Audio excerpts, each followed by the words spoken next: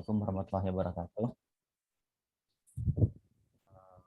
Alhamdulillah, Alhamdulillahirrahmanirrahim. Kita masih diberikan kesempatan untuk mengikuti kajian fikih pada sore hari ini. Semoga pada hari ini kita bisa menuntut ilmu dengan baik dan ilmunya menjadi keberkahan tersendiri. Salawat dan salam kita junjungkan kepada Nabi Muhammad SAW, yang insya Allah kita mendapatkan syafaat beliau serta menjadi pengikut beliau hingga akhir zaman.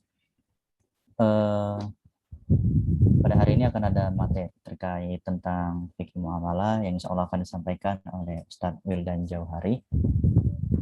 Mungkin pada langsung saja ya, karena udah sore juga, kepada Ustadz dipersilahkan. Baik, terima kasih Mas Didi. Bismillahirrahmanirrahim. Alhamdulillah wassalatu wassalamu ala Rasulillah wa ala alihi wa ashabihi wa man walah. Allahumma alimna ma yanfa'una warfa'na bima 'allamtana wa zidna ilman nafi'an ya rabbal alamin. Rabbi shrah li sadri wa yassir li amri wahlul 'uqdatam min lisani yafqahu qawli, amma ba'du. Terima kasih teman-teman semuanya masih bisa menyempatkan waktunya untuk menguji, untuk mendalami ilmu agama. Insya Allah di sore hari ini kita lanjutkan lagi materi kita terkait fikih muamalah. Di pertemuan sebelumnya kita sudah bicara muqaddimah fikih muamalah yang tadi sudah di murojaah lagi, di cover lagi pengetahuan kita atau ingatan kita, catatan kita dengan nafian soal yang bagus banget. Insya Allah itu sudah sangat mewakili. Insya Allah hari ini kita lanjutkan lagi. Suara saya jelas ya teman-teman?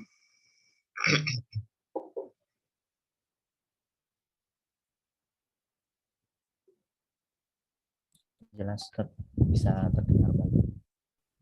Baik, alhamdulillah. Mohon maaf saya masih di tempat karantina, isolasi mandiri. Mohon maaf kalau sedikit batuk-batuk ya, teman-teman bisa memaklumi. Saya doakan teman-teman semuanya sehat dalam keadaan baik dimanapun teman-teman berada. Antum semuanya sehat, keluarga antum juga sehat, dijaga oleh Allah Subhanahu wa taala dari segala keburukan. Amin ya rabbal alamin. Oke, teman-teman, seperti biasa kita lanjutkan materi kita di fikih muamalah. Saya ulangi lagi teman-teman, muamalah ini atau fikih muamalah ini paling tidak bisa dibagi menjadi 5. Paling tidak bisa dibagi menjadi 5. Saya izin coret-coret ya, saya belum bikin PowerPoint-nya, jadi teman-teman bisa lihat di layar HP atau laptopnya masing-masing. Ini muamalah, ini muamalah biasa bisa dibagi menjadi 5 tema besar gitu ya. Muawadah, yang betul itu bacanya muawadah, mim, ain, waw, dot, dan tak marbutoh. Muawadah, bukan muawadah ya, muawadah. Kalau ditulis pakai bahasa Indonesia ya bisa pakai DHA. Muawadah ini adalah akhdun wa iqta'un atau iqta'un wa akhdun.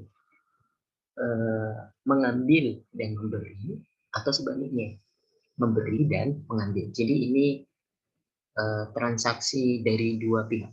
Ada apa namanya? Ada aktivitas dari dua pihak itu, namanya muawadah. Kemudian yang kedua ada akhdun bila iwat, mengambil saja ya, mengambil saja tanpa membayar sesuatu, ambil saja.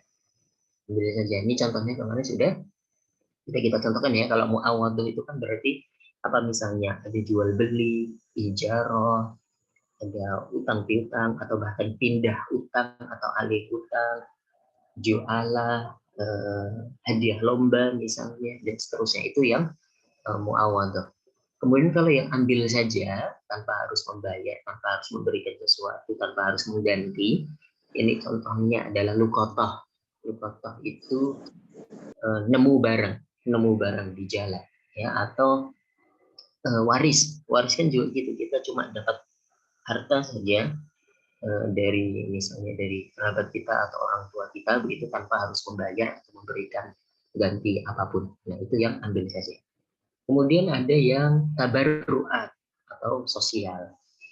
Tabarruat, tabarruat atau akad sosial ini memberi saja tanpa mengambil.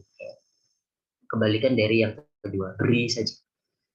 Oke, beri saja. Ini misalnya apa? Hibah, wakaf, kemudian wasiat. Ini memberi saja tanpa mengharap kembali. Gitu. Kemudian yang keempat ada musyarakah. Musyarakah atau syirkah. Gitu ya. Ini akad kerjasama bagi hasil dan bagi resiko. Musyarakah. Tiga, musyarakah. Oke, ini adalah akad kerjasama, misalnya mudharabah, musyarakah, dan lain sebagainya. Kemudian yang kelima ada akad tausiqah. Ini akad atas dasar jaminan atau kepercayaan. Jaminan atau kepercayaan. Di sana ada misalnya rohan, ya, gadai. Gadai itu kan kita utang sesuatu, kemudian kita memberikan jaminan kepada orang yang menghutang kita itu. Atau akad kafalah juga demikian, yaitu menjamin seseorang untuk bisa bayar utang. Nah ini tema besar fikih muamalah maliyah. Itu ada yang muawadah, ada yang akhdun bila riwat atau ambil saja, ada yang tabarruat atau memberi saja tak harap kembali, ada musyarakat akad kerjasama, dan juga ada akad jaminan atau kepercayaan. 5 ini mudah-mudahan teman-teman bisa paham garis besarnya dulu supaya nanti bisa memudahkan kita ini meletakkan atau memetakan satu akad itu kira-kira masuk yang mana, karena masing-masing punya karakter sendiri-sendiri gitu ya. Maka kita mulai dengan akad muawadah. Kita mulai dengan akad muawadah ini. Teman-teman, muawadah, muawadah ini contohnya bisa banyak. Contohnya bisa banyak. Ada akad baik. Baik itu apa? Jual beli. Bai'ain. Baik. Kemudian ada akad ijarah. Ijarah atau sewa menyewa. Kemudian ada akad jualah. Jual. Bisa pakai hamzah, bisa pakai kasroh, bisa pakai dhammah. Ja'alah, ju'alah, ji'alah. Boleh semua menyebutnya demikian. Ju'alah ini adalah kita mendapatkan imbalan tertentu atas aktivitas tertentu. Jadi kita mendapatkan imbalan tertentu atas aktivitas tertentu. Ya mirip sayembara. Kalau yang bisa menemukan kotak pensil saya, gitu ya. Kalau laki-laki akan saya jadikan saudara. Kalau perempuan akan saya jadikan istri misalnya. Nah itu kan bisa masuk dalam jual. Jadi kita melakukan aktivitas tertentu, kalau berhasil maka mendapatkan imbalan tertentu. Atau misalnya hari ini monetize YouTube. Monetize YouTube tuh ada yang bilang akadnya itu akad jualah. Jadi seorang konten kreator itu bikin video, bikin konten, kemudian nah ini kalau viewernya mencapai sekian ribu atau jumlah jam tayangnya mencapai sekian menit, maka Anda bisa melakukan monetize kan gitu. Nah itu juga termasuk akad jualan. Jadi imbalan yang didapatkan atas dasar aktivitas tertentu, begitu. Namanya jualah atau ja'alah atau ji'alah. Jim, ain, alif, lam, dan ta marbutah. Kemudian ada as-sabab. As-sabab ini hadiah lomba. Ya, kita bikin lomba tertentu, ya, kemudian mendapatkan hadiah tertentu di dalam perlombaan itu. Kemudian ada akad hiwalah atau alih utang. Ya, hiwalah. Ha, waw, alif, lam, dan ta atau alih utang. Misalnya ada 3 pihak nih, saya, Mas Billy, dan Mas Syauqi. Saya punya utang ke Mas Billy Mas Billy punya utang ke Mas Syauki. Ketika Mas Billy jatuh tempo harus membayar utangnya kepada saya, kata Mas Billy, oke, tapi saya mau bayarnya pakai piutang saya eh, apa namanya di Mas Syauki. Jadi tadi saya menghutangi Mas Billy menghutangi Mas Syauki. Oke, Mas Billy jatuh tempo nih. Mana utangnya bayar 100.000? Kata Mas Billy, oh gampang.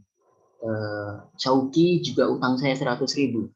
Maka Anda atau saya langsung minta saja ke Syauki, gitu ya. Nah itu alih utang, namanya hiwala atau hawala, gitu. Nah ini muawadah, ini termasuk akad-akad yang masuk dalam kategori muawadah. Insya Allah kita mulai satu persatu. Kita mulai dari akad baik dulu. Baik ini jual beli. Ya, bedanya apa dengan ijarah? Nanti akan kita ketahui, insya Allah. Oke, sampai sini paham dulu ya, teman-teman ya. Insya Allah paham, Ustaz. Alhamdulillah. Baik, kita mulai dari jual beli dulu. Takrif atau apa namanya, definisi dari jual beli itu. Ya, secara bahasa jual beli itu artinya muqabalatu syai'in bi syai'in ala sabilil muawadah, yaitu menukar sesuatu dengan sesuatu yang lain ala sabilil muawadah. Ada aktivitas dari dua pelaku aktivitas ini tadi.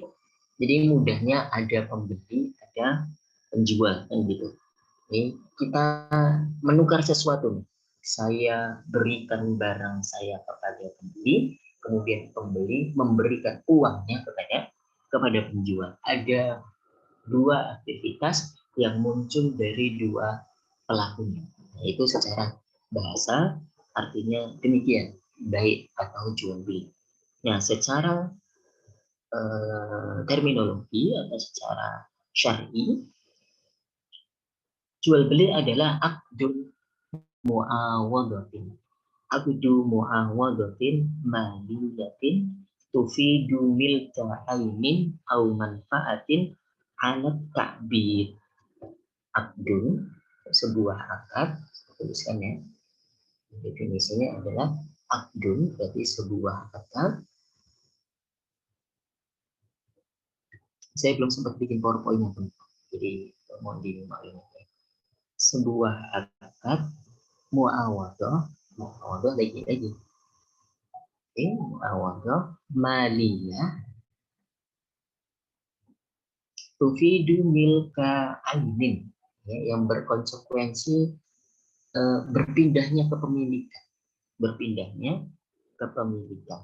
ya, berpindahnya kepemilikan,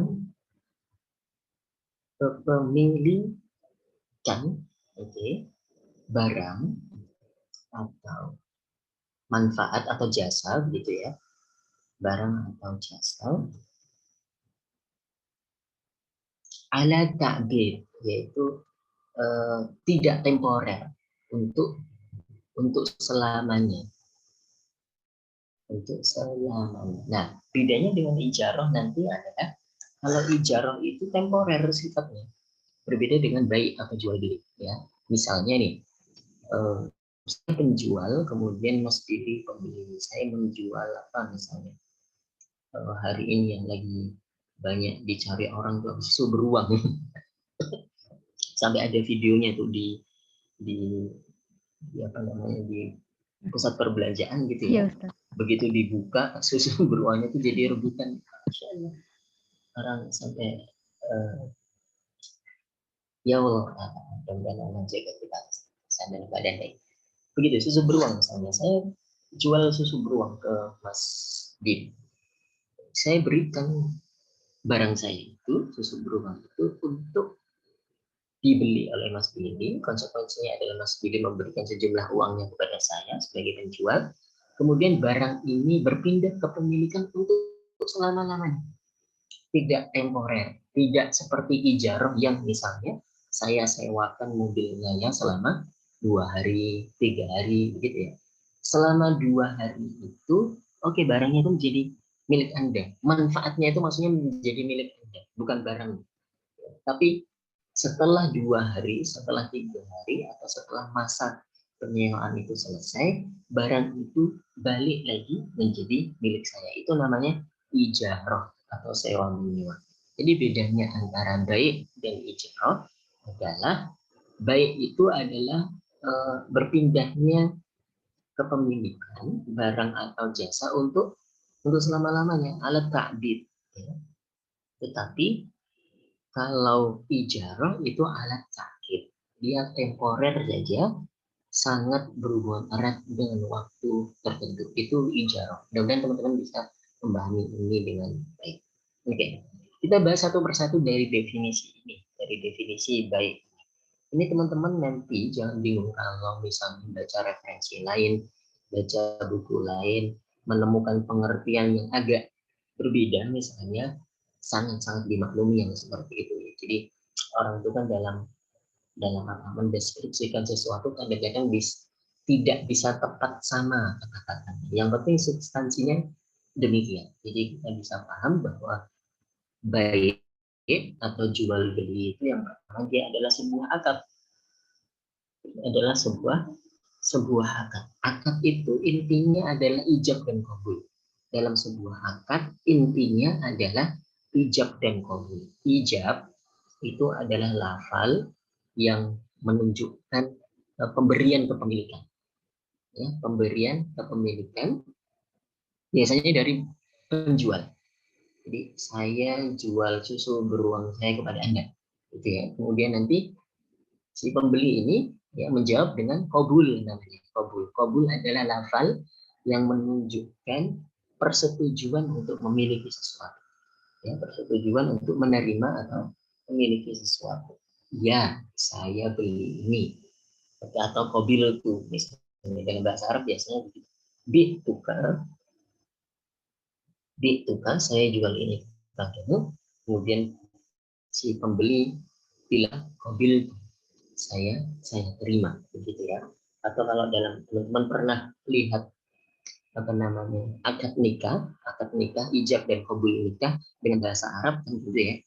Misalnya ini bapaknya menikahkan putrinya dengan Mas Billy misalnya. Mas Billy lagi, saya mohon maaf. Saya contohnya Mas Billy deh. Anikah tuka wazawaj tuka bibinti siapa namanya misalnya Fulana binti Fulan bimahri khamsa malayin dengan mahar 5 juta halan dibayar tunai. Kemudian Mas Billy menjawab qabil tu saya terima nikah dan kawinnya qabil tu nikahaha wa tazwijaha bimahrin madkurin halan dengan mahar yang tadi disebutkan saya bayar tunai sah alhamdulillah. Jadi gitu ya. Qabil tu saya terima jual beli ini, saya terima barang ini, kemudian saya memberikan harganya. Nah itu ijab qabul. Jadi akad adalah intinya ijab qabul. Di dalam sebuah akad yang menjadi intinya itu adanya ijab qabul. Maka nanti jangan heran teman-teman, justru di pendapat yang mu'tamad, pendapat resmi di dalam mazhab Asy-Syafi'i itu mengatakan tidak sah bai'ul mu'athah. Bai'ul mu'athah. Bai'ul mu'athah. Mu'athah. Mim, ain, ta, alif, dan gak marbutoh. Bai'ul mu'athah ini apa? Jual beli tanpa menyebutkan ijab dan qabulnya. Hari ini nih, kita kalau ke Indomaret atau Alfamart kan kita ngambil barang, kemudian ke kasir, langsung bayar kan gitu kan. Enggak yang saya kasirnya bilang saya jual parfum Axe. Misalnya saya jual parfum Axe ini seharga 30.000 kepada Anda. Kemudian kita bilang saya terima jual belinya, saya bayar dengan 30.000 kan enggak gitu kan. Nggak ada kayak gitu tuh, itu ribet banget nanti ini. Nah itu namanya bai'ul mu'attah, sebuah jual beli yang tidak ada ijab kabulnya, ya tidak ada ijab kabulnya. Nah, dalam hal ini di dalam mazhab Asy-Syafi'i pendapat yang pertama mengatakan tidak sah jual beli yang seperti ini, tidak sah karena nggak ada ijab dan kabulnya. Karena inti dari sebuah akad adalah adanya ijab dan kabul. Tetapi Al-Imam An-Nawawi itu memilih pendapat yang mengatakan sah, ya, mengatakan sah bai'ul mu'attah ini karena secara urf, secara adat, secara kebiasaan masyarakat, ya kayak gitu tuh udah disebut jual beli begitu. Walaupun tidak disebutkan ijab dan kabulnya, tetapi dua belah pihak ini sudah paham bahwa salah satu sebagai penjual dan salah satu sebagai pembeli. Meskipun dalam tanda kutip ijab kabulnya itu tidak terlafalkan, tidak disebutkan gitu ya. Saya beli ini dengan harga sekian, ya saya terima dan saya bayar dengan harga sekian. Misalnya tidak ada seperti itu, tapi itu sudah dianggap sebuah jual beli, maka Imam An-Nawawi mengatakan sah. Jadi ini termasuk ikhtiaratnya atau pilihan pribadinya Imam An-Nawawi yang juga diamini banyak ulama-ulama selanjutnya, tetapi secara hierarki mazhab pendapat resmi dari mazhab Syafi'i mengatakan bai'ul mu'attah ini tidaklah sah. Tetapi justru pendapat yang dalam tanda kutip lebih kuat, ya lebih kuat adalah menganggap bai'ul mu'attah ini sah. Wallahu ta'ala alam. Itu yang pertama. Akad, sebuah akad intinya adalah ijab dan qabul. Sebuah akad muawadah. Muawadah jadi kita sudah jelaskan bahwa muawadah itu tercipta atau terjadi karena ada dua aktivitas dari dua pelaku itu. Berbeda dengan hibah misalnya yang hanya memberikan, hanya ada satu aktivitas dari pemberi saja, ya. Pemberi itu ngasih saja begitu, kemudian diterima mentah-mentah oleh si penerimanya. Nah itu bukan termasuk akad muawadah, termasuknya akad tabarru'at hibah. Oke, selanjutnya maliyah. Maliyah, ya ini baik itu hubungannya dengan harta benda. Akad yang dilakukan oleh dua pelakunya kemudian berhubungan dengan harta benda, maka akad nikah itu bukan termasuk baik atau jual beli. Karena nikah itu bukan berbicara tentang harta benda, ya, bukan berbicara tentang harta benda. Kenapa akad nikah itu bukan berbicara tentang harta benda? Meskipun ada unsur kebendaan di dalamnya, karena begini, nikah itu kan dari laki-laki dan perempuan, gitu ya. Si laki-laki ini memberikan apa namanya mahar, kemudian perempuan ini dalam bahasa fikih itu mohon maaf memberikan farjinya begitu ya.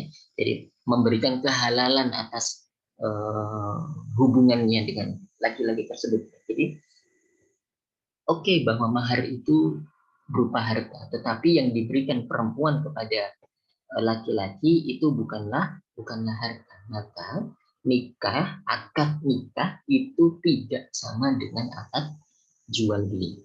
Karena salah satunya itu bukan termasuk harta. Kehalalan dalam tanda kutip menikmati farji ini bukanlah hal yang bisa ditakar dengan harta benda. Jadi akad nikah bukan termasuk akad jual beli. Oke. Kehapus tadi.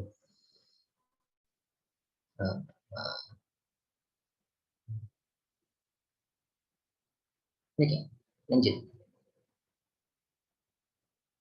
Berpindah kepemilikan barang atau jasa, jadi bisa yang berpindah itu sebuah barang atau jasa tertentu, begitu ya. Alat ta'bid ini yang menjadi penting lagi, ya.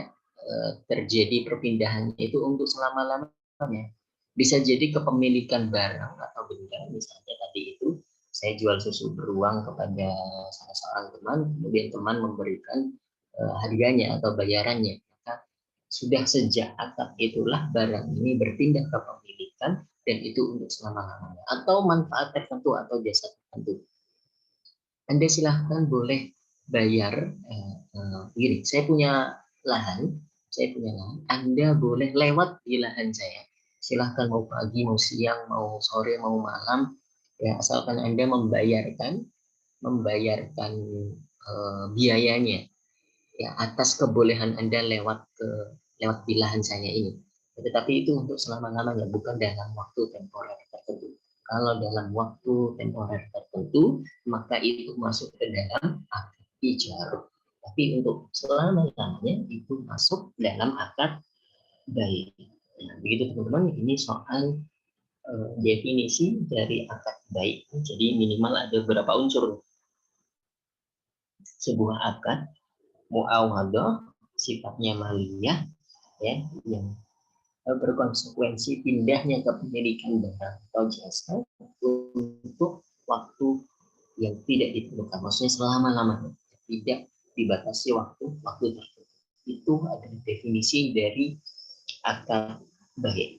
Nah, dalilnya banyak sekali tersebar di Al-Quran maupun di As-Sunnah. Misalnya di Quran surat di Al-Quran surat Al-Baqarah ayat 275.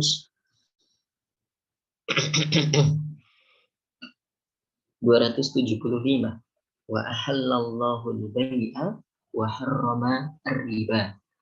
Dan Allah telah menghalalkan jual beli dan mengharamkan riba. Itu ayat yang eksplisit sekali bagaimana Allah Subhanahu wa taala menghalalkan sebuah praktek, dan eksplisit pada waktu yang sama Allah Subhanahu wa taala mengharamkan satu praktek yang lainnya.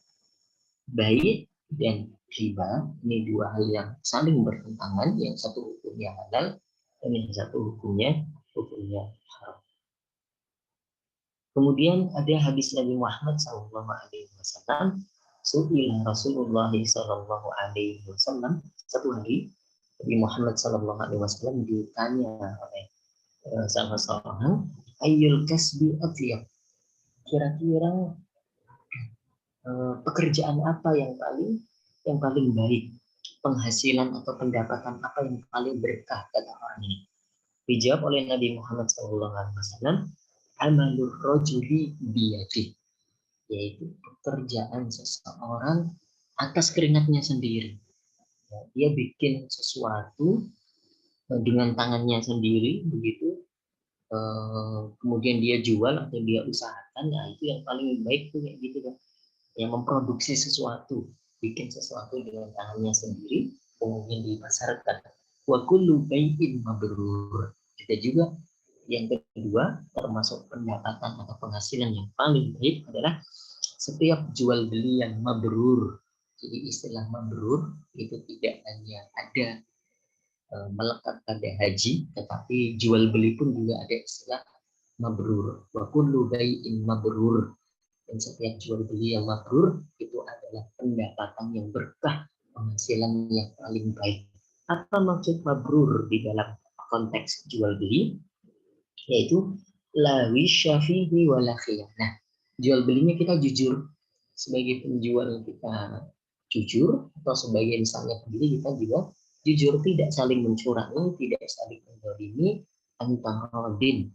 Dalam hadis yang lain, innamal bai'u antaradin. Sesungguhnya jual beli itu terjadi karena keridhaan dari dua pelakunya, baik penjual maupun pembeli. Nah, ini menjadi dasar atau menjadi dalil baik dari Quran maupun Sunnah atas disyariatkannya jual beli atau baik begitu. Dan kita dapati banyak sekali para sahabat Nabi Muhammad SAW itu bekerja sebagai pedagang, Kita lihat bagaimana Utsman bin Affan, kita lihat bagaimana Abdurrahman bin Auf yang dunia itu merengek-rengek untuk mengikuti mereka, gitu ya. Jadi tidak mereka yang memusingkan untuk memikirkan dunia, tapi justru seakan-akan dunia itu merengek-rengek ingin meminta ya dikelola oleh Utsman bin Affan dan Abdurrahman bin Auf. Karena sangat berkah sekali kedua tangan beliau, tangan dingin ketika ketika mengusahakan sesuatu, berbisnis sesuatu itu selalu berkah, selalu untung, selalu memberikan manfaat untuk orang-orang di sekitarnya. Dan bahkan Rasulullah SAW pun dahulu juga pernah berdagang, gitu ya, menjadi supervisor dari barang dagangannya Sayyidatuna Khadijah. Allah Ta'ala.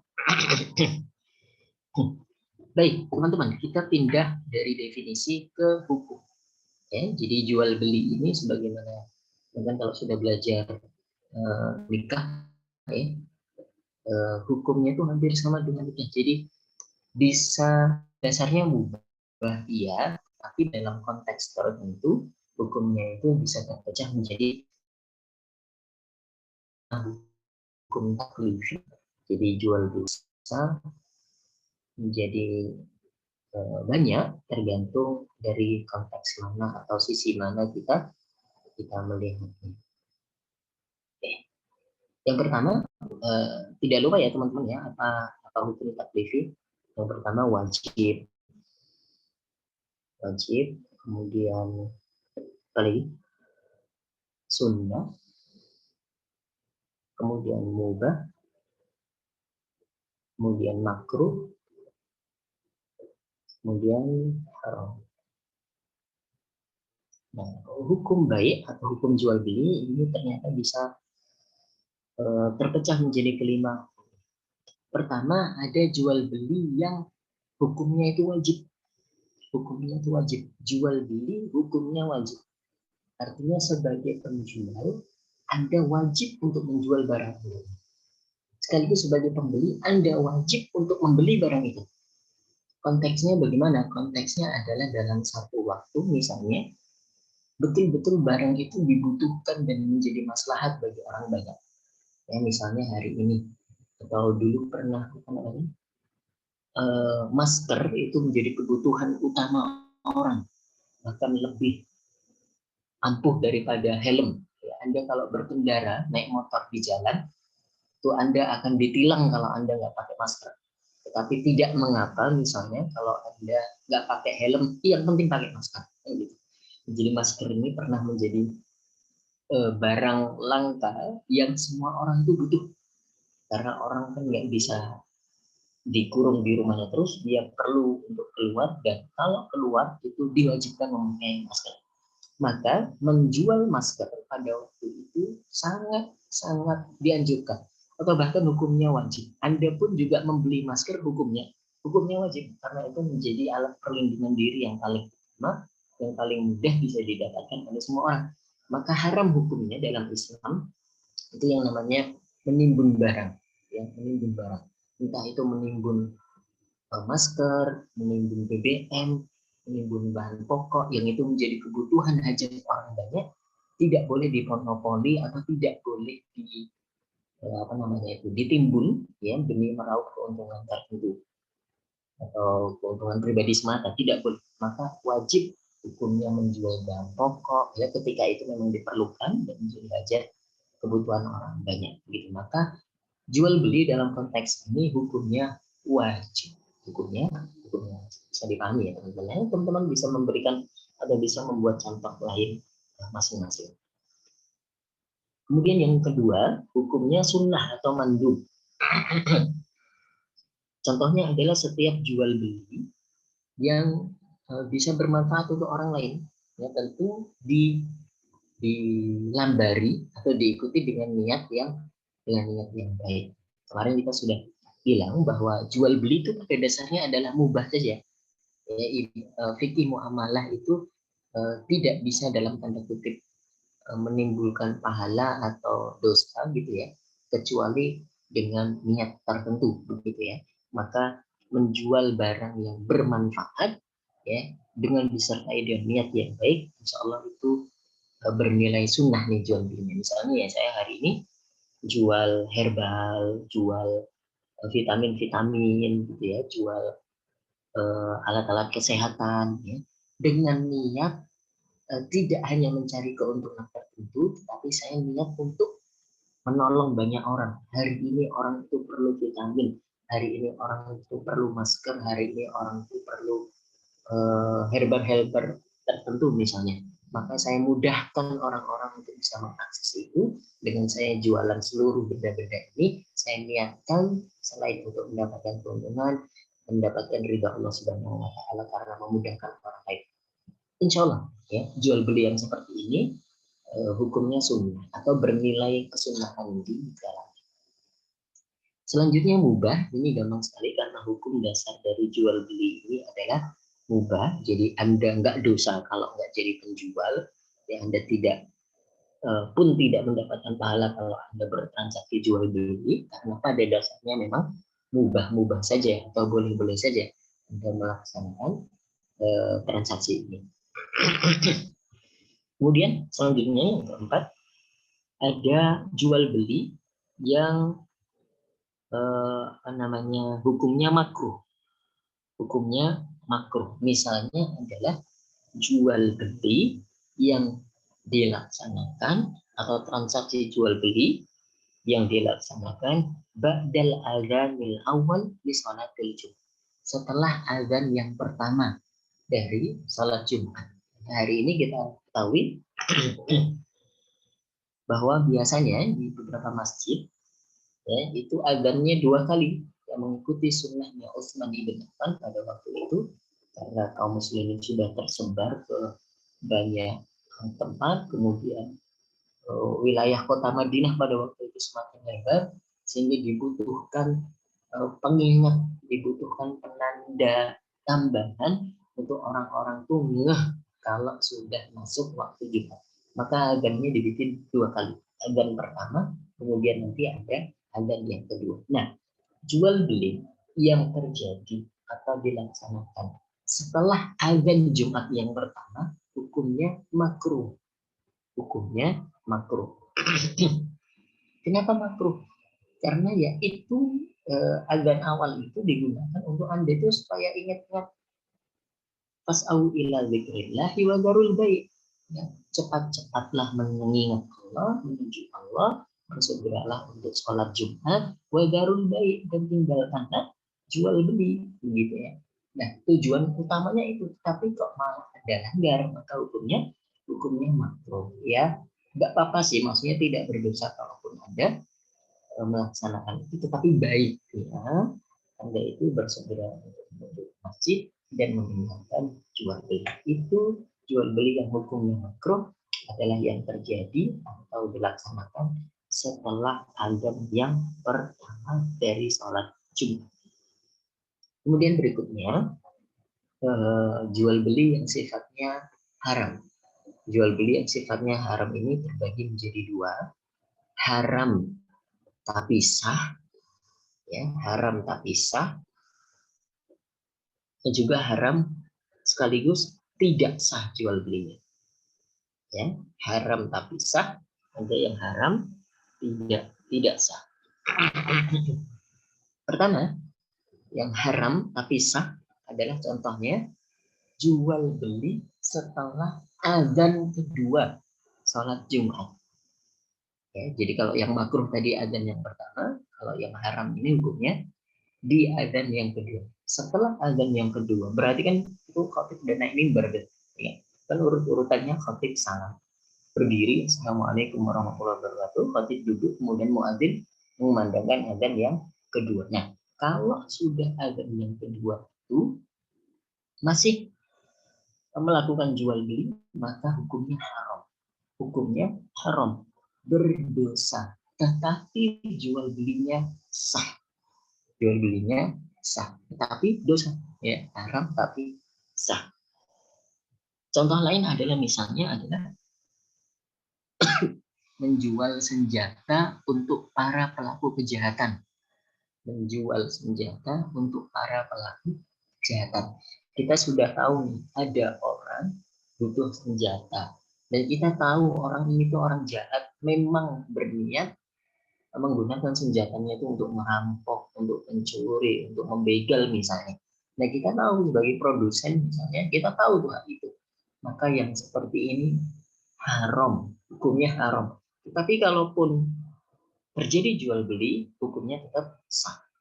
Ya, tetap sah. Haram tapi sah. Karena kita tahu betul bahwa barang kita ini digunakan untuk kegiatan yang tidak baik. Misalnya seorang produsen pisau gitu ya, kemudian dapat order, ya, ternyata dari ketua begal Bekasi Raya misalnya, tahu nih bahwa pisau-pisaunya gitu ya, celurit atau apa senjata tajamnya itu digunakan buat membegal atau merampok orang di jalan begitu ya. Tapi yang namanya bisnis is bisnis gitu ya, misalnya oh ya sudah saya jual aja, nah dosa, berarti berdosa karena hukumnya haram meskipun jual belinya sah. Ada contoh lain misalnya eh, seorang petani anggur atau petani kurma itu dapat order dari perusahaan minuman keras misalnya. Saya ini produsen minuman keras terkenal, ya untuk bikin minuman keras ini saya butuh beberapa buah segar misalnya anggur atau kurma, maka saya beli dari kebun Anda. Nah, kalau si petani ini tahu bahwa kurma dan anggurnya itu digunakan untuk membuat minuman keras, maka masuk ke dalam konteks ini. Hukumnya haram, tetapi jual belinya sah. Ya, tentu sebagai produsen yang baik atau seorang pengusaha muslim yang baik, ya meskipun sah kan hukumnya haram. Gitu. Jangan lihat meskipun haram kan sah gitu ya, jangan gitu. Tapi meskipun sah tapi hukumnya haram gitu loh. Jadi kalau bisa yang dihindari praktek-praktek yang semacam itu misalnya tadi. Kemudian apa contohnya yang jual beli hukumnya haram sekaligus tidak sah, ya sekaligus tidak sah, jual beli hukumnya haram sekaligus tidak sah. Ini adalah jual beli yang kehilangan salah satu syarat jual belinya, ya, kehilangan salah satu syarat jual belinya. Misalnya di dalamnya itu ada praktek-praktek yang tidak dibenarkan oleh syariat, maka hukumnya haram sekaligus jual belinya tidak sah gitu ya. Kalau tadi misalnya yang haram tapi sah kan ya, ada penjual, ada pembeli, ada ijab kabul begitu kan, barangnya juga jelas apa begitu, meskipun peruntukannya tidak benar, maka itu yang menjadikan keharamannya. Tetapi jual belinya sah. Nah, kalau yang kedua ini, satu memang di dalam jual belinya ini sudah cacat, ya sudah cacat sekaligus apa namanya memang syariat itu datang untuk melarang praktek jual beli yang seperti ini. Misalnya adalah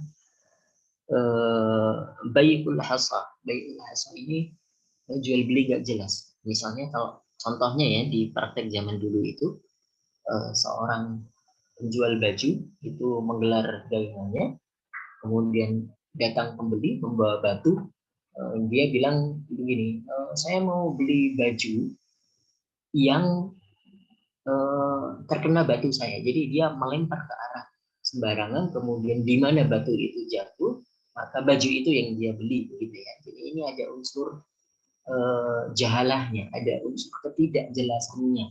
Dan seperti saya belum menemukan praktek yang sepadan hari ini, contoh bai'ul hasah ini, mudah-mudahan nanti teman-teman bisa membantu. Jadi sebuah jual beli yang apa namanya, dia ngasal saja yang saya melempar batu, kemudian nanti barang mana yang kena itu yang akan saya beli begitu. Nah, prakteknya hari ini atau contohnya itu bisa masuk dalam contoh yang bagaimana saya belum menemukan contoh realnya hari ini di masa kita hari ini. Jadi teman-teman bisa ikut merumuskan dan baca-baca. Siapa tahu nanti teman-teman bisa menemukan. Oke. Ini adalah hukum jual beli, teman.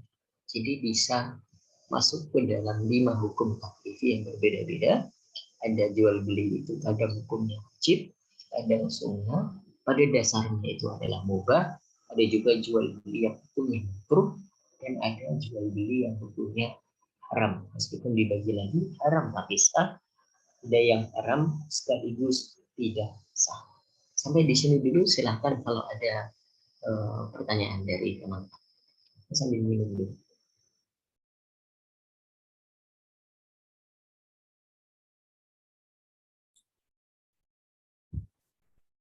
Ya, mungkin ada yang bertanya, silakan kepada Ibu Hana. Ustaz mau nanya, kalau yang tadi haram, kenapa pas sholat Jumat aja gitu? Apakah sholat lain yang wajib juga kayak gitu hukumnya? Terus yang kedua, ya masih sholat Jumat. Kalau misalkan jualannya di area yang cewek-cewek aja, misalkan pesantren gitu, perempuan. Pembelinya perempuan, penjualnya perempuan, apakah jadi haram juga hukumnya? Terus satu lagi pertanyaan yang ketiga yang terkait yang haram. Apakah jual yang halal tapi untuk restoran haram juga termasuk tadi perumpamaan petani anggur buat miras gitu Ustaz. Tapi makanannya belum tentu haram, tapi jual yang haram juga gitu. Misalkan supplier sayur, dia kan supply ke restoran tapi restorannya jual yang haram juga, apakah itu tukang sayurnya jadi haram juga? Nah, bingung nggak? Baik. Pertanyaannya bagus banget nih, Mbak Ana. Pertanyaannya ada 3 ya, mudah-mudahan saya tidak lupa. Kita diingatkan lagi. Pertama, tadi contohnya banyak menyebut tentang sholat Jumat. Apakah juga berlaku bagi sholat-sholat yang lainnya, misalnya sholat zuhur atau sholat asar atau sholat maghrib, isya dan subuh begitu? Jawabannya pada dasarnya tidak. Kenapa sholat Jumat dikhususkan? Karena memang ada surat Al-Jumu'ah yang berbicara khusus mengenai itu. Ya ayyuhalladzina amanu idza nudiya min yaumil jumu'ati fas'au ila dzikrillahi wa dzarul bai'.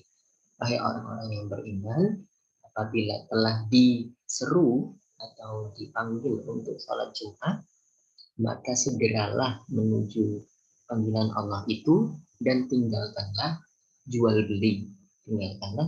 Jadi ini khusus terkait pada sholat Jumat saja. Tetapi bisa jadi hukumnya itu dalam tanda kutip termasuk ke sholat-sholat yang lainnya. Jadi sholat-sholat yang lainnya itu bukan karena sholatnya, tetapi karena dalam tanda kutip meremehkan sholatnya.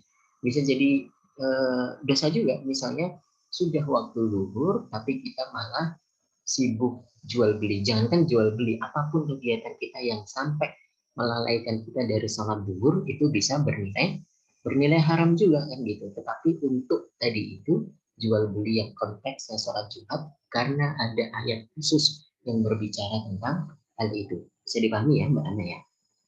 Oke, itu yang pertama. Jadi kenapa sholat Ustaz, Jumat? berarti Ya, yang sholat biasanya makruh gitu? Atau boleh bisa aja? bisa haram juga, bisa makruh, bisa haram, tetapi bukan karena sholatnya, tetapi bukan karena ada perintah khusus sholat duhur juga demikian, asar juga demikian, enggak. Tetapi karena dalam tanda kutip kita tidak menghargai waktu-waktu sholat itu.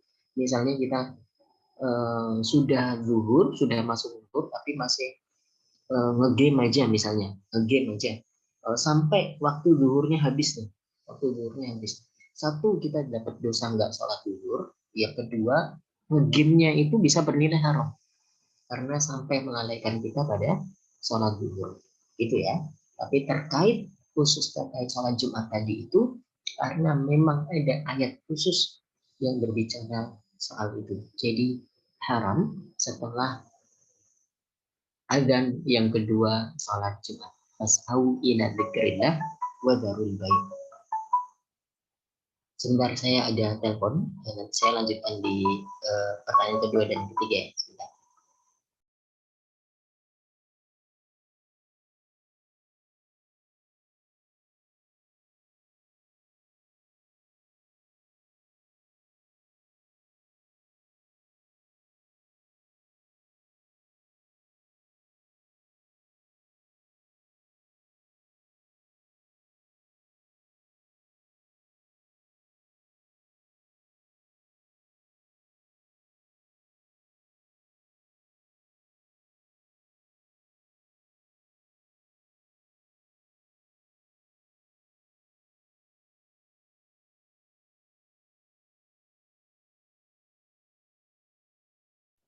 Oke, Bismillah.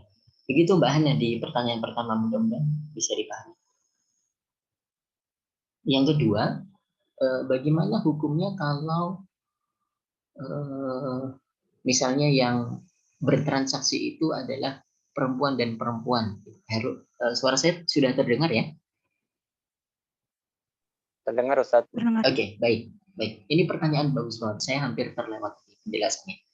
Bahwa yang dimaksud haram ketika bertransaksi atau jual beli setelah azan Jumat yang kedua adalah bagi orang-orang yang terkena kewajiban Jumat. Bagi orang-orang yang terkena kewajiban Jumat. Perempuan itu tidak wajib salat Jumat, maka keharamannya tidak berlaku bagi perempuan. Jadi pahami ya. Jadi yang dimaksud haram itu adalah orang-orang yang terkena kewajiban salat Jumat, laki-laki, baligh, mustautin, berakal itu. Jadi kalau masih ada laki-laki setelah salat azan kedua salat Jumat kok masih sibuk jual beli saja begitu, haram baginya. Tapi kalau perempuan tidak karena perempuan pada dasarnya tidak wajib untuk salat Jumat. Begitu Mbak Ana. Yang ketiga, baik, misalnya kita adalah supplier sayuran misalnya ya ke satu restoran yang ternyata restorannya itu tidak hanya menyajikan atau menjual makanan yang halal, tapi juga menjual makanan-makanan yang haram, begitu ya. Wallahu ta'ala alam, saya melihatnya tidak mengapa. Dari sisi hukumnya tidak menjadi dosa. Supplier ini memasak sayur mayur ke restoran tersebut. Yang dosa siapa? Yang dosa ya yang punya restoran gitu ya. Kok dia jual masakan-masakan yang haram misalnya. Dari segi hukum begitu. Dari segi hukum fikih seperti itu. Jadi insya Allah dia tidak berdosa. Tetapi ada satu tingkatan lagi yang lebih hebat dari fikih, yaitu dari segi akhlak misalnya, dari segi tasawuf, orang-orang yang sufi begitu ya, karena orang-orang yang sangat mendalami akhlak dan tasawuf itu, masya Allah, kadang mereka itu hal-hal yang mubah saja itu tidak dilakukan, ya, karena dianggap buang-buang waktu. Jadi keimanannya itu satu strip di atas kebanyakan orang gitu ya. Seorang misalnya ini suppliernya ini juga orang yang sangat paham dengan akhlak dan tasawuf ini, jadi dia itu merasa tidak enak, dia merasa tidak nyaman ketika tahu dia itu memasak ke satu restoran yang restoran itu juga menjual masakan yang haram. Jadi keimanannya, hatinya itu merasa tidak nyaman, malu sama Allah. Kok saya sampai membantu dalam tanda kutip restoran untuk berkembang, padahal restorannya itu bermaksiat kepada Allah, gitu ya. Nah itu dari segi etika, dari segi akhlak, bisa jadi orang-orang yang seperti itu kemudian, oh ya sudah, saya putuskan hari ini saya tidak menjadi supplier di restoran itu lagi, karena saya malu sama Allah. Saya memasok ke satu restoran yang restorannya itu tidak menjalankan aturan Allah dengan baik. Itu bisa dipahami ya, bisa dipahami banget dari dua pendekatan itu. Kalau dari pendekatan fikih insya Allah aman, karena dia tidak berhubungan langsung dengan apa-apa yang diharamkan sama Allah. Dia jual beli, jualnya juga jual sayur, hal-hal yang dihalalkan gitu kan. Kemudian akadnya juga jelas, kemudian apalagi nih restorannya benar gitu ya dari segi manajemennya, tidak pernah telat membayar, manajemennya baik gitu dan selalu terpercaya, apalagi sudah menjadi konsumen atau langganan bertahun-tahun begitu misalnya. Dari segi fikih aman insya Allah. Tetapi bisa jadi dari pendekatan yang lain, dari kacamata akhlak atau tasawuf itu bisa jadi menimbulkan ketidaknyamanan di hati, bisa jadi ya. Tetapi begitu saya jawab dari dua pendekatan yang berbeda, mudah-mudahan bisa dipahami Mbak Ana. Allah Ustaz. taala alam. Tapi jadi penasaran lagi. Kalau yang jual tadi perempuan terus yang beli laki-laki berarti Yang dosa baiknya yang enggak. laki-laki. Oh, kirain baiknya ntar aja Pak belinya gitu. Iya, bagusnya begitu. Bagusnya begitu, ya kan?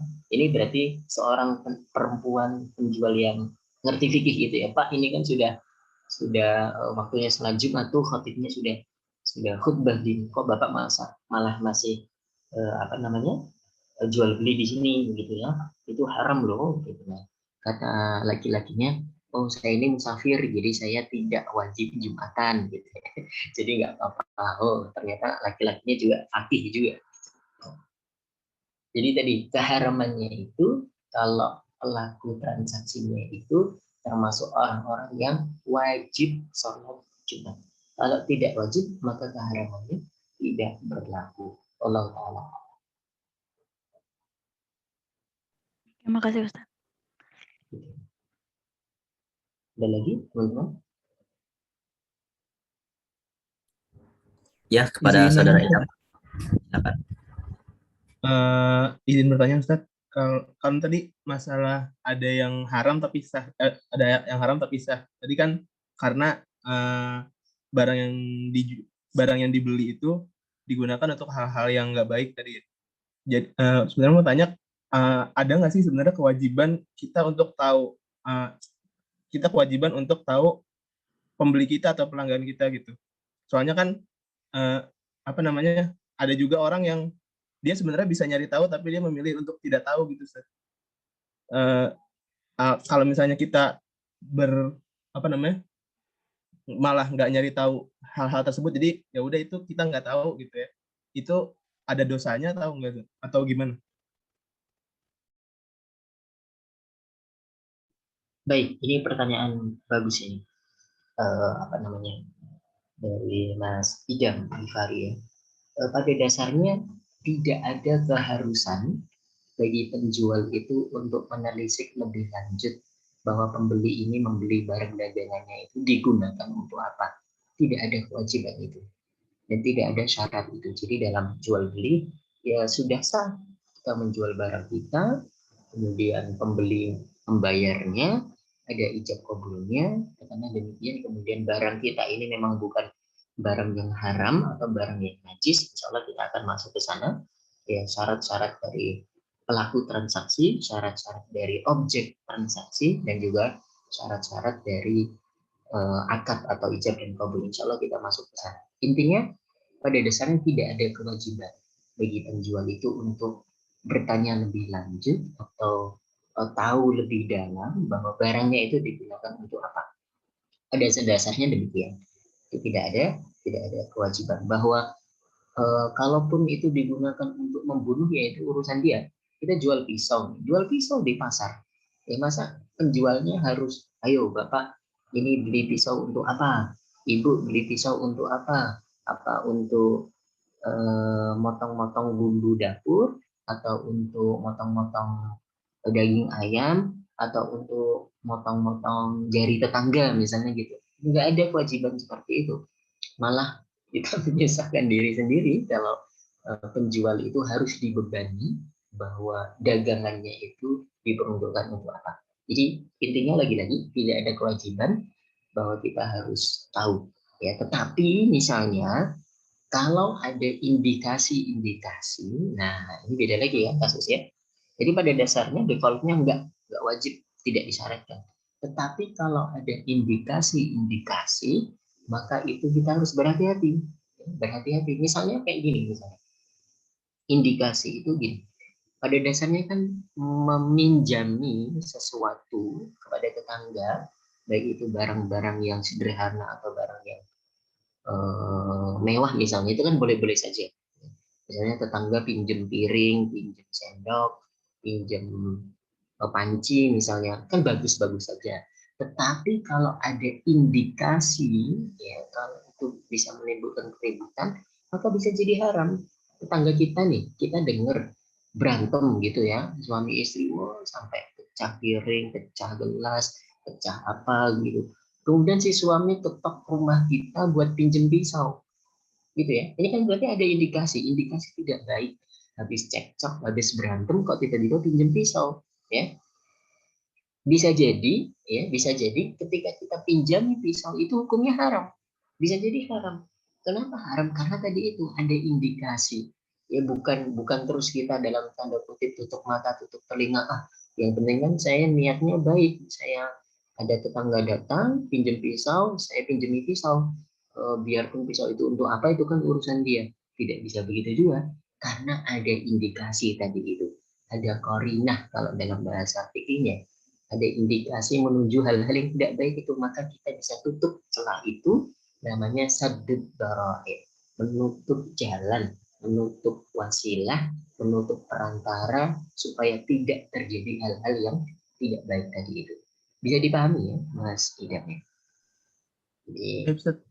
Oke. Jadi pada dasarnya tidak wajib untuk kita itu tahu bahwa barang yang kita jual ini nantinya dipergunakan untuk apa, tetapi kalau ada indikasi-indikasi, apalagi indikasi kuat, maka kita bisa mengambil sikap yang berlainan. Wallahu ta'ala. Lagi, teman-teman? Silakan jika masih ada yang ingin ditanyakan. Jika tidak, mungkin bisa dilanjut Ustadz. Nanti akan ada pertanyaan di selanjutnya. Siap. Kita sampai jam berapa Mas Billy? Sampai maghrib, berarti baik. Sekitar jam ya 6 jam 6 ya? Ya, atau jam 6 ya. Baik. Teman-teman, kita lanjutkan. Tadi kita selesai dari definisi dan hukum dari al-bai' atau jual beli. Insyaallah kita lanjutkan di rukun jual beli. Rukun jual beli.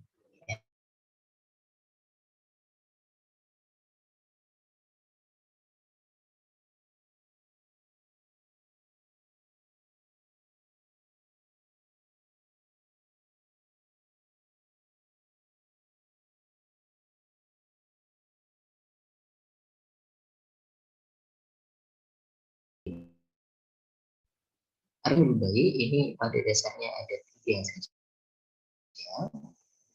Ya. Yang pertama adalah aqidan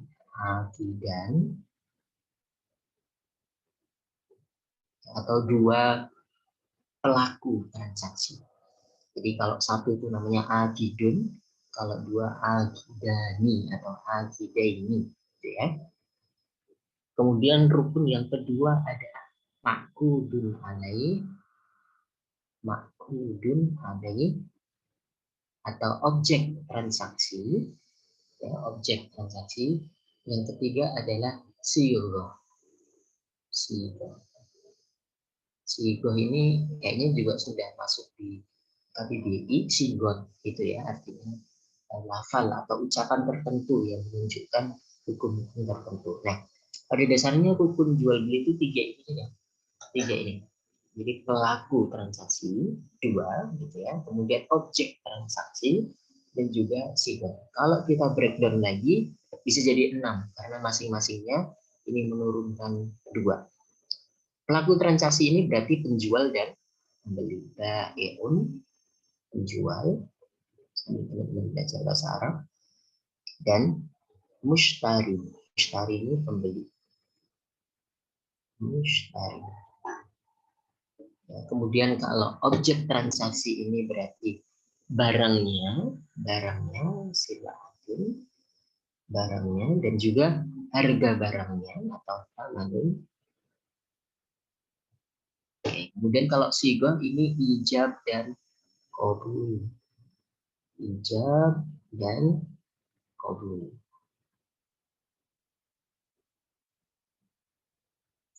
Jadi rukun baik atau rukun jual beli itu ada 6. Ya, ada 6. Penjual dan pembeli, kemudian atau pelaku transaksinya, gitu. Objek transaksinya yaitu barangnya itu sendiri dan harganya, gitu ya. Kemudian sigoh atau sigot yaitu ijab dan qabulnya. Rukun jual beli 3 ini, tapi masing-masing 3 bisa diberikan menjadi 2 sehingga totalnya 6. Oke. Kita bahas satu persatu. Kita mulai dari transaksi atau akidah. Sudah dicatat ya teman-teman ya. Kita berbicara tentang syarat-syarat apa saja yang harus dimiliki oleh pelaku transaksi, baik penjual maupun pembeli. Oke, baik penjual maupun pembeli. Pada dasarnya ada 3 juga. Jadi syarat. Pakai teks saja ya. Tulisan saya jelek kalau di situ.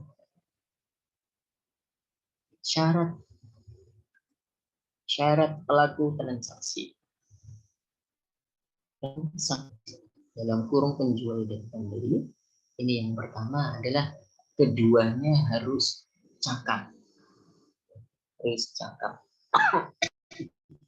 Dalam bahasa fikih jaizut tasarruf, dia punya kecakapan untuk memang syariat itu membolehkan bagi dirinya untuk melakukan tasarruf. Tasarruf itu berbuat terhadap apa yang dimilikinya gitu ya. Jadi dia cakap lah, bahasa mudahnya gitu. Cakap di sini bisa kita perinci lagi menjadi banyak hal.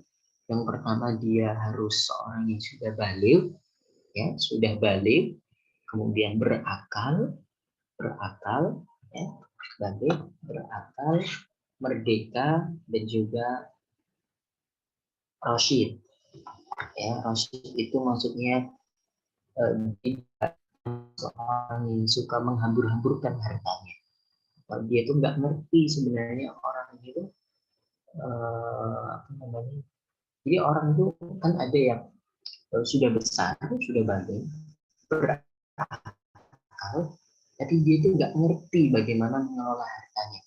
Mau ada barang apa, dia pengennya lapar mata, belanja terus, bahkan nggak mikir bagaimana pemasukan, pendapatan, pengeluaran, gitu ya. Yang penting pengennya beli, gitu ya. Akhirnya dia itu masuk ke dalam, termasuk orang yang membazirkan hartanya, boros terhadap hartanya. Ini juga tidak dimasukkan ke dalam apa namanya syarat kecakapan ini. Jadi kecakapan ini meliputi 4 hal. Pertama, dia seorang yang baligh, seorang yang akil, ya, kemudian seorang yang merdeka. Ini menjadi hari ini tidak ada lagi budak, alhamdulillah. Kemudian yang keempat, dia termasuk orang yang rasyid.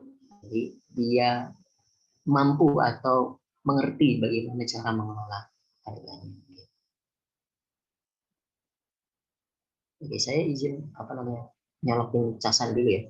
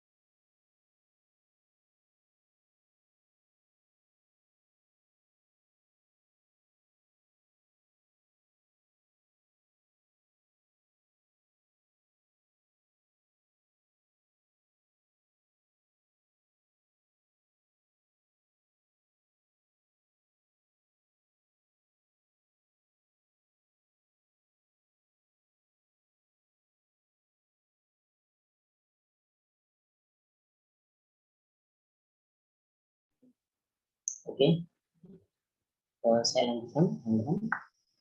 Itu yang pertama, yaitu seseorang itu dilihat dari pribadinya, dia termasuk orang yang cakap untuk bisa melakukan transaksi jaizu tasarruf. Seorang yang baligh, artinya tidak sah jual beli yang dilakukan oleh anak kecil yang belum balik, yang nggak ngerti apa-apa gitu ya. Anak kecil kan dia anak kecil di bawah HP gitu ya, kemudian dia lagi pengen permen, gitu. Kemudian ketemu orang jahat, ya sudah, ini saya kasih permen, tapi HP-nya serahkan pada saya, gitu. Ini tidak sah jual seperti ini karena dilakukan oleh seorang anak kecil. Jadi untuk dalam tanda kutip mewujudkan maqasid syariah dan juga untuk menjaga harta, salah satu maqasid syariah kan hifdzul mal, maka untuk mewujudkan hal tersebut syariat ini tidak diperbolehkan jual beli itu dilakukan oleh seorang anak yang belum cakap, dalam hal ini masih kecil. Selanjutnya, jual beli juga tidak sah dilakukan oleh orang yang junun atau tidak berakal. Maka menjadi syarat cakapan yang kedua adalah orang tersebut harus berakal.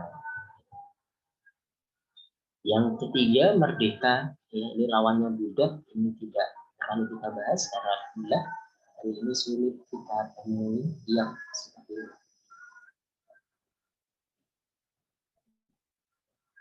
Yang terakhir adalah rasyid tadi itu ya. Orang ini punya kecakapan untuk bisa mengatur keuangannya dengan baik. Dalam arti tidak harus selevel dengan akuntan yang sudah senior, enggak juga, maksudnya ngerti kapan dia itu harus mengeluarkan uangnya, kapan dia harus memenuhi kebutuhan hidupnya yang benar, begitu. Maka ini juga menjadi syarat kecakapan. Bukan termasuk orang yang suka menghambur-hamburkan hartanya. Oke, yang kedua, yang syarat yang kedua selain cakap jadi itu adalah enggak.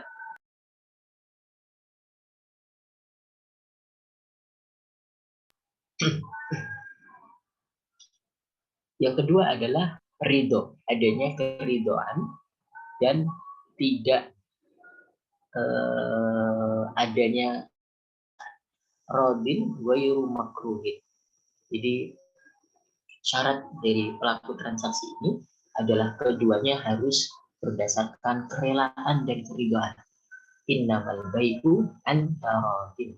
Sesungguhnya jual beli itu kata Rasulullah SAW ya, didasari atas kesepakatan, atas kerelaan, atas keridhaan dari kedua belah pihak. Maka nanti ada jual beli yang tidak sah karena adanya paksaan.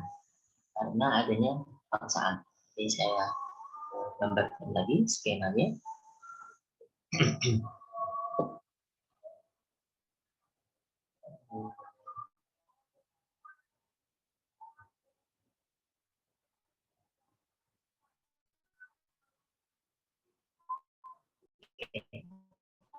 Yang kedua adalah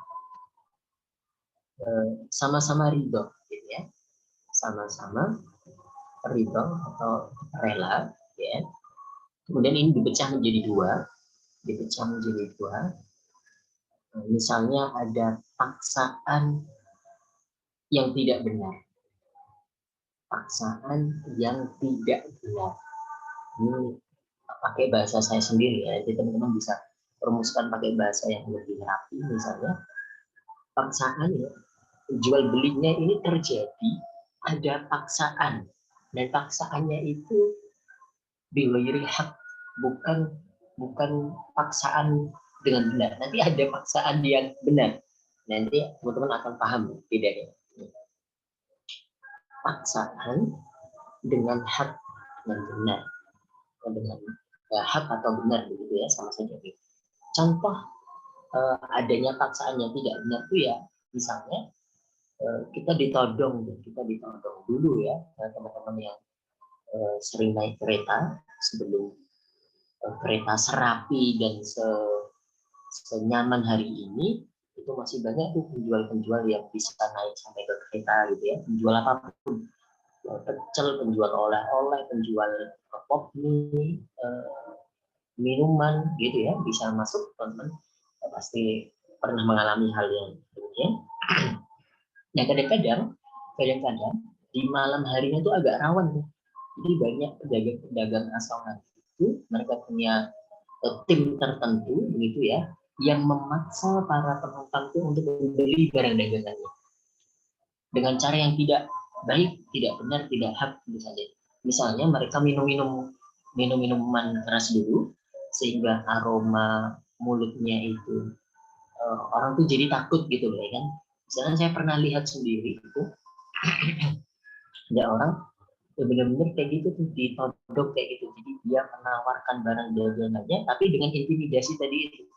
Ya, dia sengaja mengeluarkan bau mulutnya yang bau minuman keras ini sehingga penumpangnya takut, sehingga dalam tanda kutip dia terpaksa untuk membeli barang dagangannya itu. Nah, yang seperti ini adanya paksaan dengan cara yang tidak benar, maka jual belinya tidak benar, tidak sah karena adanya paksaan.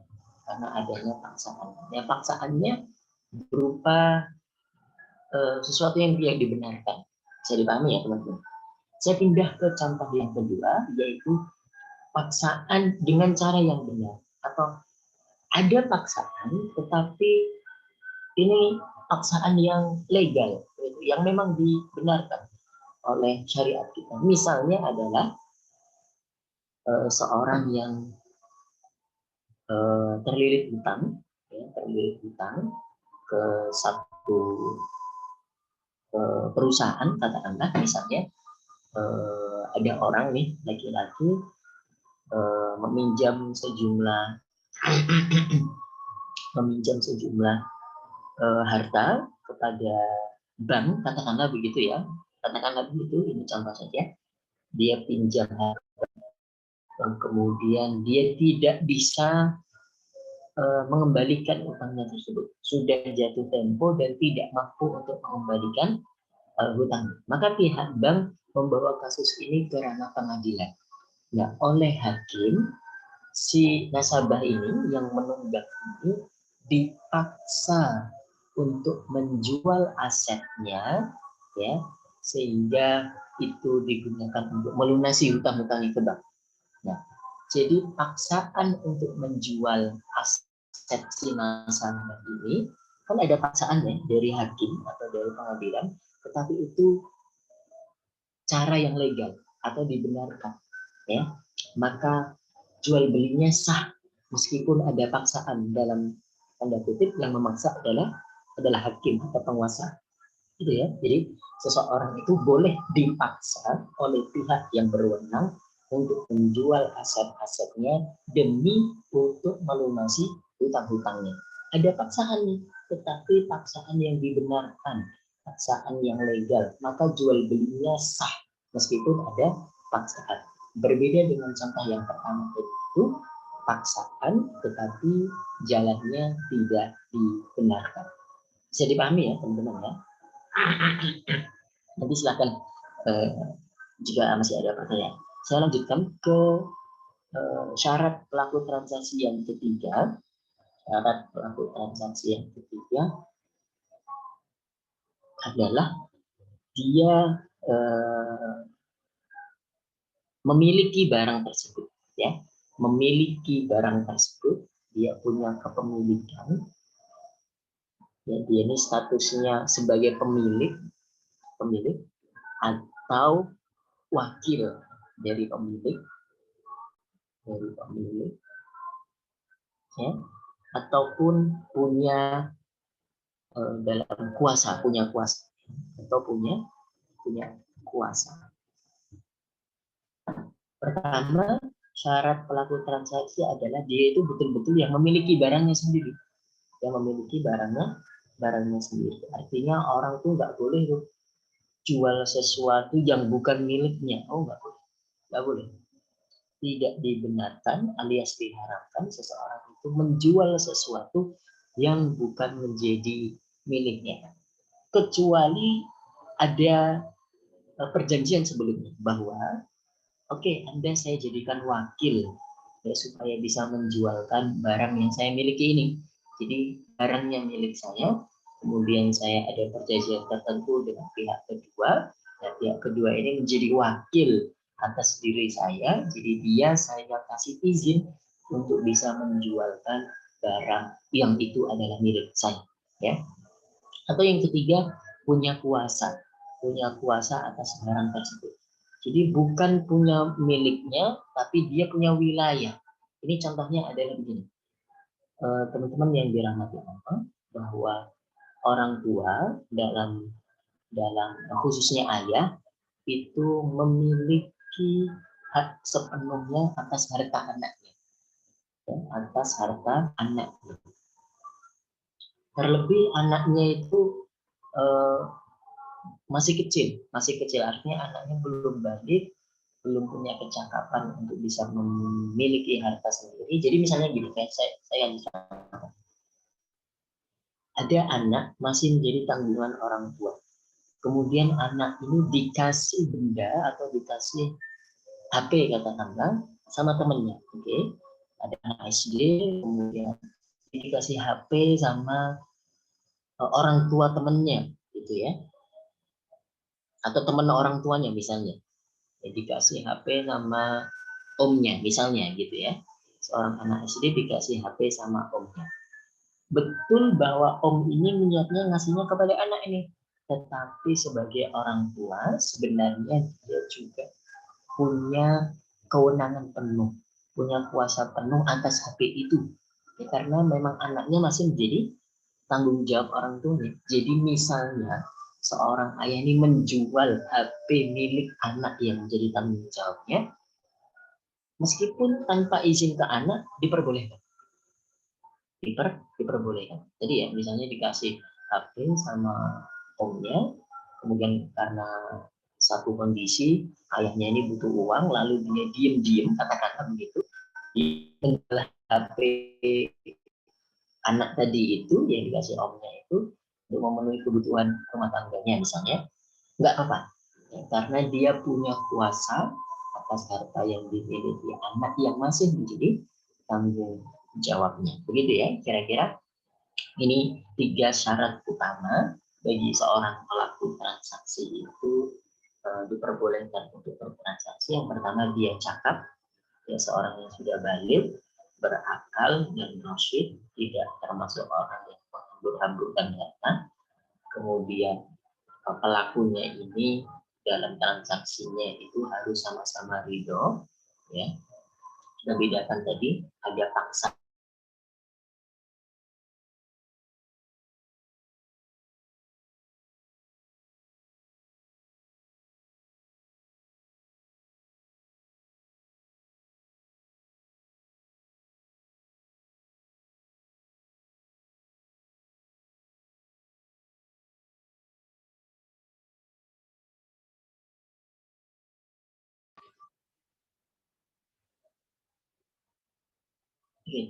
Teman-teman, maaf saya tiba-tiba keluar dari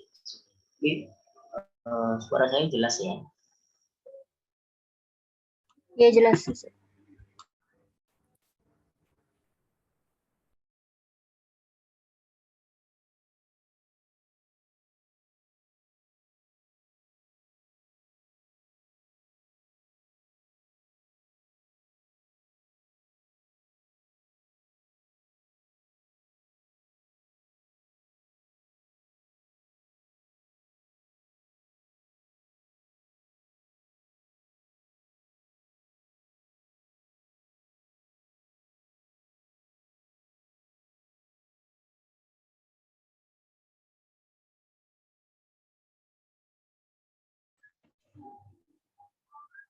Oke.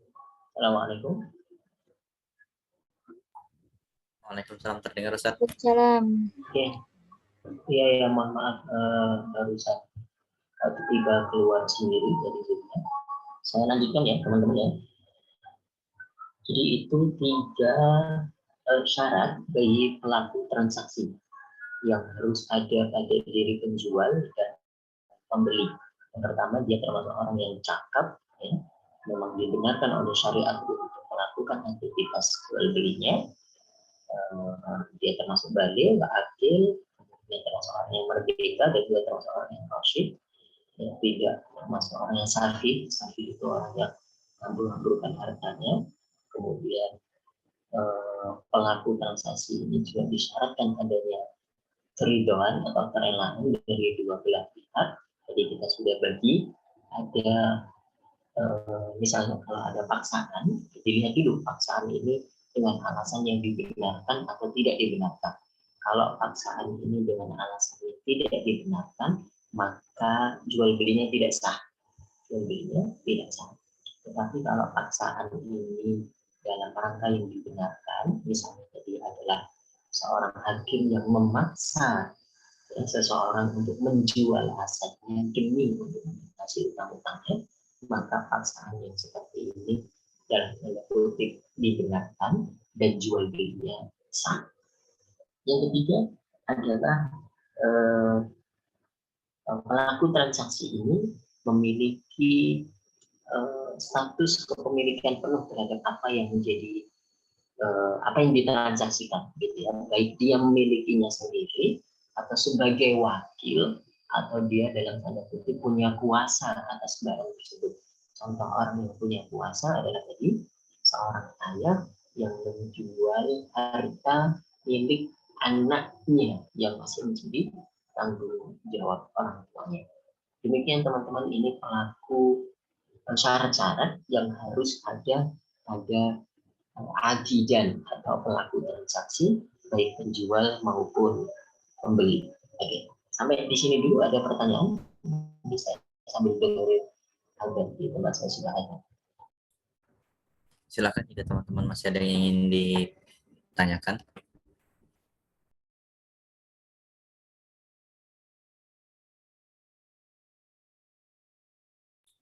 Cukup paham ya, tidak ada yang ingin ditanyakan.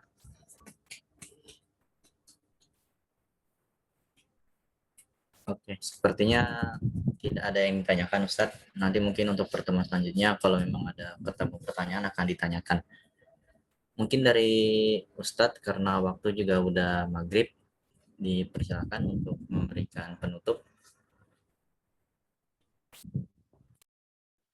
Baik, teman-teman, terima kasih sudah mengikuti pelajaran kita hari ini, bisa belajar bersama. Saya tambahin sedikit tentang pelaku transaksi ini. Jadi penjual dan pembeli ini tidak ada yang menyebutkan harus seorang muslim. Tidak menjadi syarat. Kemusliman seseorang itu tidak menjadi syarat sahnya jual beli. Anda boleh bertransaksi dengan orang macam manapun, dengan orang Kristen, dengan orang Katolik, dengan orang Yahudi, bahkan dengan orang musyrik sekalipun, Anda diperbolehkan untuk melakukan transaksi muamalah dengannya. Jadi tidak mengharuskan keislaman seseorang. Okay? Kecuali dalam masalah yang sangat sedikit sekali.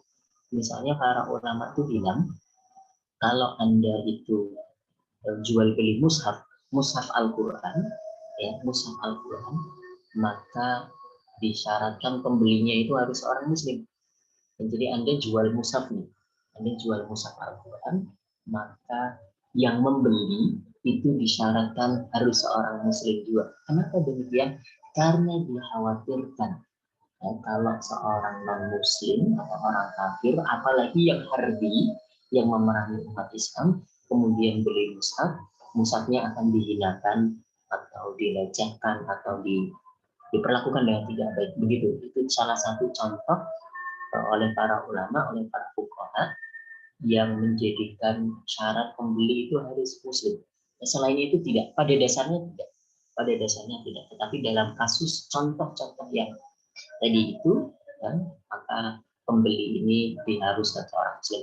Misalnya contoh lain, misalnya kalau dalam kondisi perang atau kondisi konflik, Anda sebagai produsen senjata juga hanya boleh menjual kepada orang muslim saja. Ya, jadi Anda sebagai penjual senjata tidak boleh menjual kepada orang kafir karena dikhawatirkan itu akan menguatkan barisan mereka. Begitu ya, kira-kira bisa dipahami ya teman-teman. Jadi pada dasarnya penjual dan pembeli ini tidak mengharuskan keislaman dirinya, tetapi dalam konteks kasus-kasus tertentu, ya, ada pula jual beli yang mensyaratkan baik penjual maupun pembelinya harus sama-sama seorang muslim. Contohnya tadi itu dalam jual beli mushaf misalnya, atau dalam konteks perang di mana kita menjadi penjual senjata. Allah Ta'ala alam. Sampai di sini dulu teman-teman, kita selesai dari definisi jual beli, kemudian hukum jual beli, dan juga rukun jual beli. Kita baru sampai di syarat dari pelaku transaksi. Insya Allah di pertemuan berikutnya kita lanjutkan syarat-syarat objek transaksi dan juga ketentuan-ketentuan dalam ijab dan qabul. Mudah-mudahan yang sedikit ini bermanfaat. Saya berdoa lagi supaya teman-teman sehat semuanya, dimanapun teman-teman berada. Allah selalu melindungi antum semua dan keluarga dari hal-hal yang buruk. Kurang lebihnya saya mohon maaf. Saya kembalikan ke Mas Billy. Jazakallah khairan Ustadz atas materinya hari ini. Semoga bisa ditangkap dengan baik dari teman-teman semua. Untuk mengakhiri materi hari ini, mari kita sama-sama melepaskan lafaz hamdalah. Alhamdulillahirrabbilalamin. Dan juga kita kirimkan untuk sanak saudara kita, mungkin rekan-rekan dan juga untuk Ustadz Wildan yang saat ini sedang isoman. Semoga segera diangkat penyakitnya dan diampuni dosa-dosanya. Al-Fatihah.